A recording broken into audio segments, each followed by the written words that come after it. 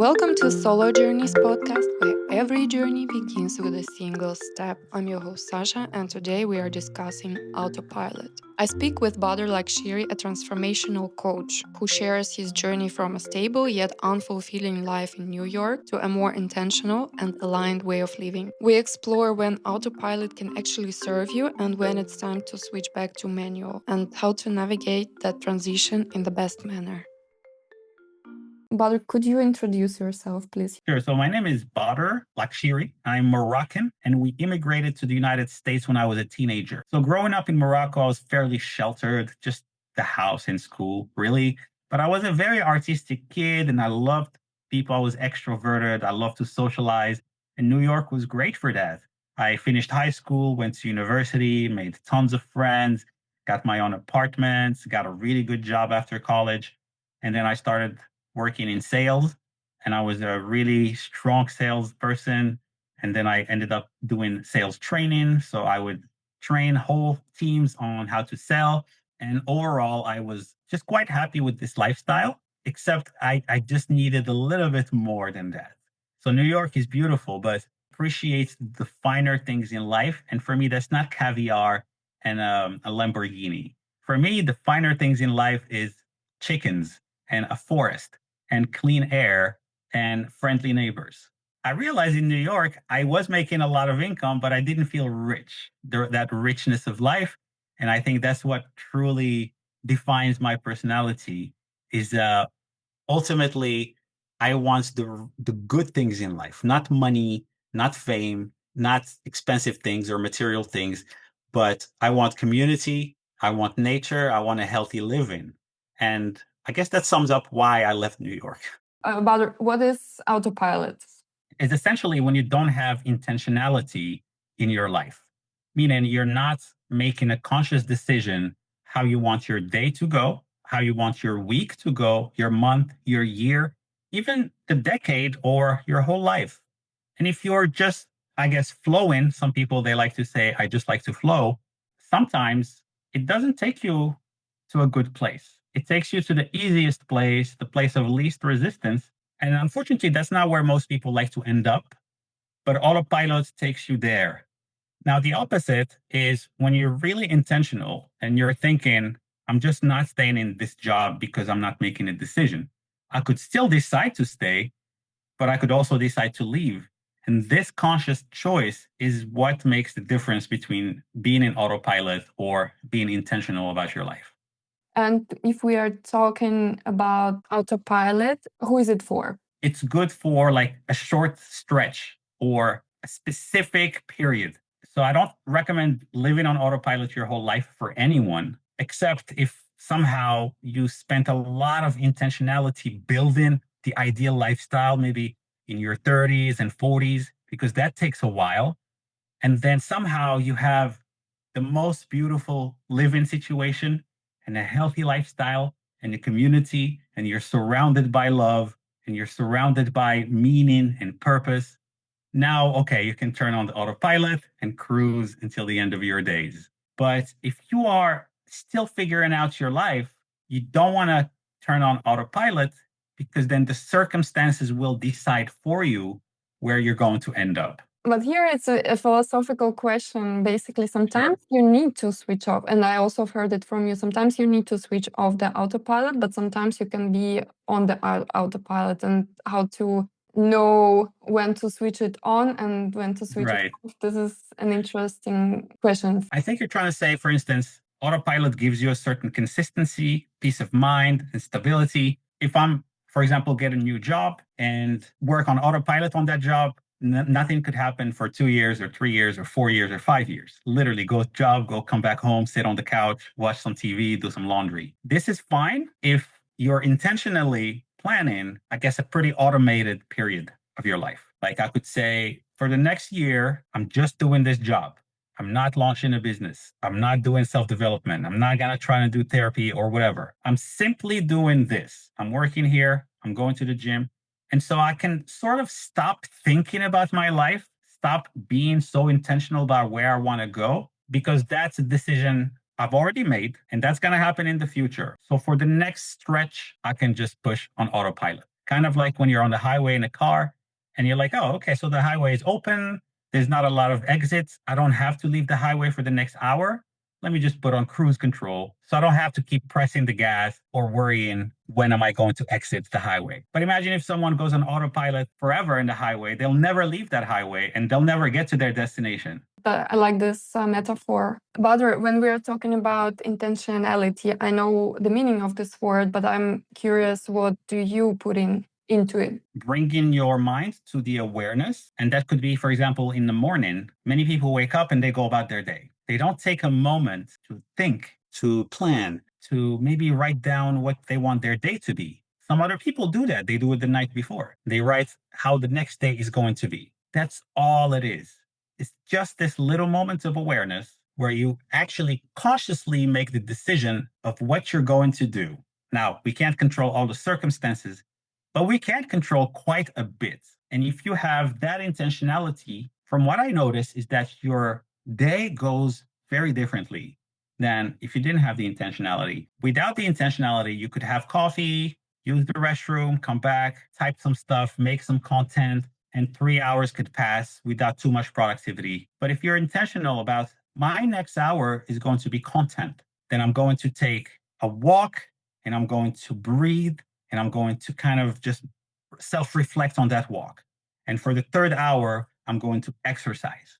So this intentionality almost guarantees that you'll be a lot more productive, that your time will be used in a way that you feel is really good for you, that you took time to think, what would truly be good for me? Here's another example.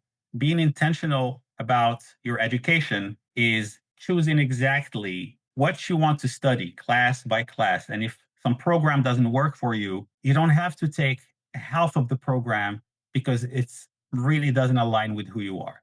Now, I know a lot of people that just go for a college degree and they finish the degree and they look for a job. Other people, they are a lot more intentional about their education and they will select specifically what they want to learn. I guess the intentionality comes back to just taking time consciously to decide how you want to live your life. Because otherwise, most of your decision making is happening on the subconscious level. And the subconscious level is a scary place to decide from because it's mostly nervous. It's very like an animal. It gets scared, prioritizes safety over growth, and you'll find yourself kind of doing very minimal things that keeps you nice and safe. But when you're intentional, you're meeting new people, finding yourself in new places, and your life just tends to take a little bit more of an interesting vibe and more things happen. And this really compounds over time. I know people who are not very intentional and their life really doesn't change. The year 2020 and 2026 for them is almost the same. I had that phases also in my life. I realized that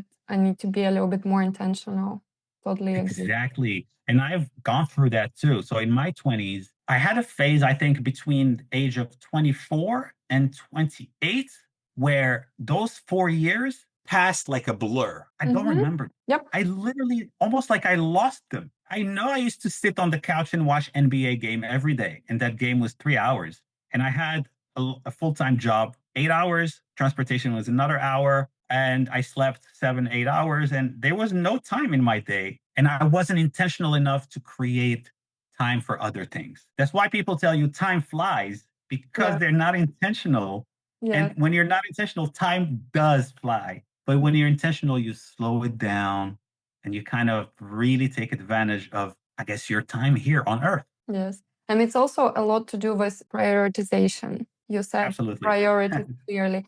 But Badr, what was turning point for you? When did you realize that you need to change something to switch from autopilot? Also, what are the typical pain points would be for this transition? Right.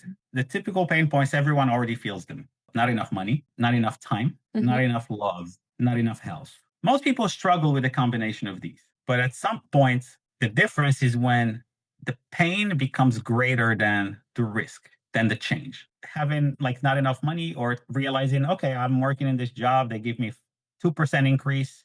Next year, I shouldn't expect more. I could stay, no intentionality. I might not make as much money as I want, but it's not very painful. I'm just not rich, but I'm safe. Nervous system is fine. Next is I might not have a girlfriend who treats me well. Maybe she doesn't heal, doesn't work on herself, a little bit disrespectful, but it's not that painful. I can stay with her. She can disrespect me. Yeah, I can do another 2 years. These pain points, they compound. And for some people, they just too much gets added and it becomes too much to bear. In my case, it was that. It was misalignment in the job, not making the money I felt I deserved, not working a job that felt purposeful, being in a relationship that felt off, looking at my body, looking at my face and realizing, man, I don't look healthy. And that's when at some point you're like, I don't care about the risk anymore. Just take me away from this kind of autopilot life that I didn't technically choose. I just ended up in it. Even my partner, she was with me in a job, and I saw her every day for 3 years before we started dating. So the whole thing felt like I was just like a sheep going in a group of sheep, and wherever they turned, I turned. I Hmm. wasn't really deciding intentionally what I wanted to do with my life. And I think most people suffer from a combination of these things. Makes sense. It should reach a certain level of unsatisfaction. How did you kickstart the change, the transformation, the autopilot program switch off? There's something really powerful that happened, and that was the COVID hit and my job closed, but I kept getting paid because the law, but I didn't have to go to work. So this is such a lucky break that I had. The risk of leaving was diminished by a lot. I had some savings, not a lot. I had maybe $15,000 in savings.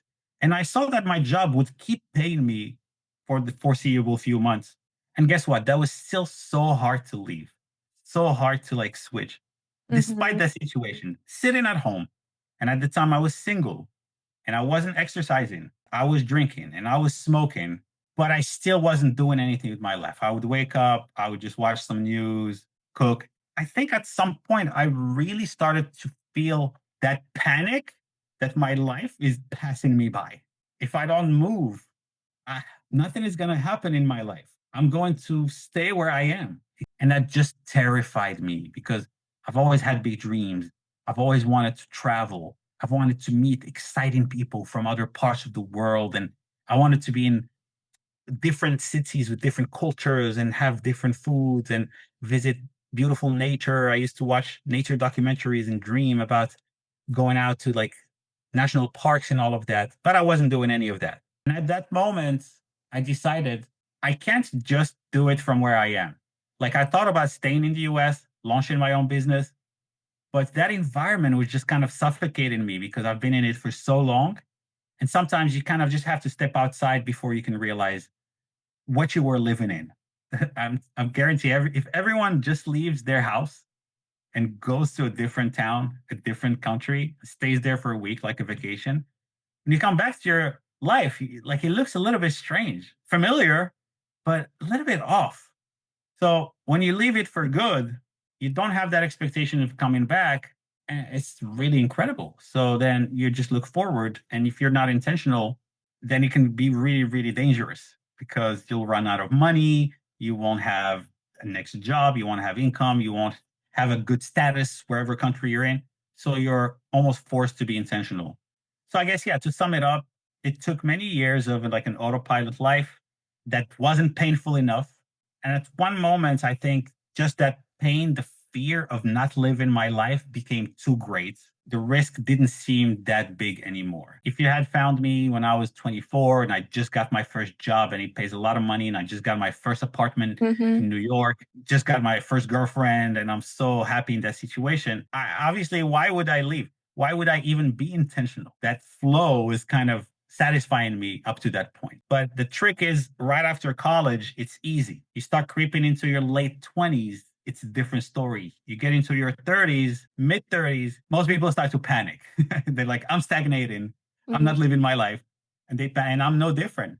So I panicked a little bit, started researching what I could do, quit the sales training, sales management, launched my sales coaching business, and I left. And it was really, really hard. Cried a lot on the plane, cried on the second plane, cried on the third plane to Bali. But eventually that sadness gets lifted from you and you breathe, you truly breathe, and you're like, wow. The moment I left, like my first week in Bali, I could have died happy. Literally, you could just take me. If I Yeah. died, I'm happy because I'm already aligned.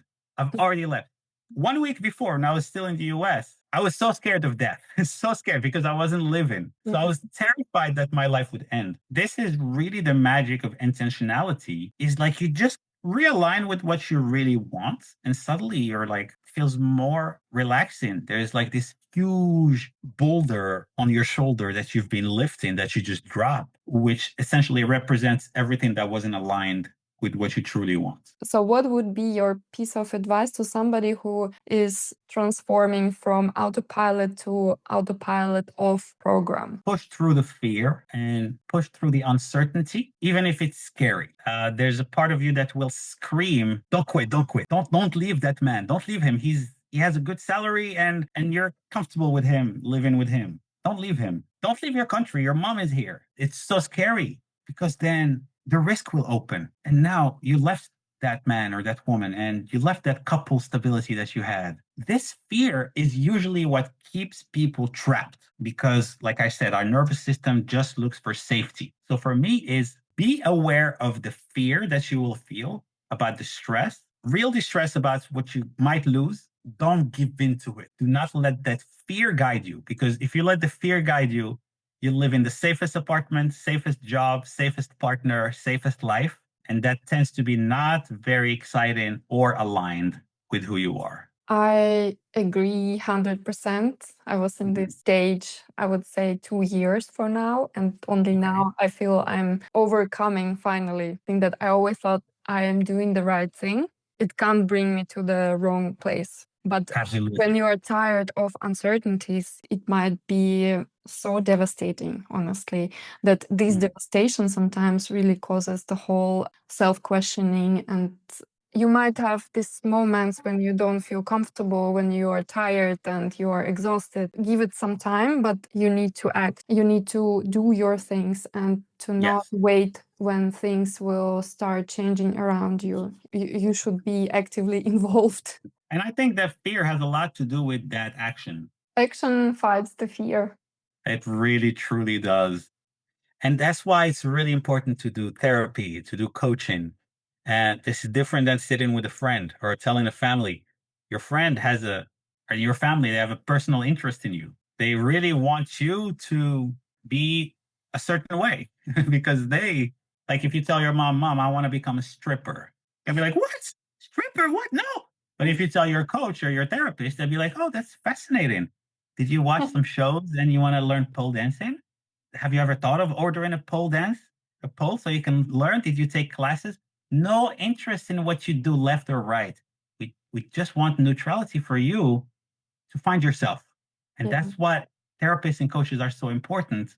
It's because that lack of personal interest in whatever you do, one way or another, I highly recommend just remove yourself from your environment temporarily. That could be a trip, a vacation.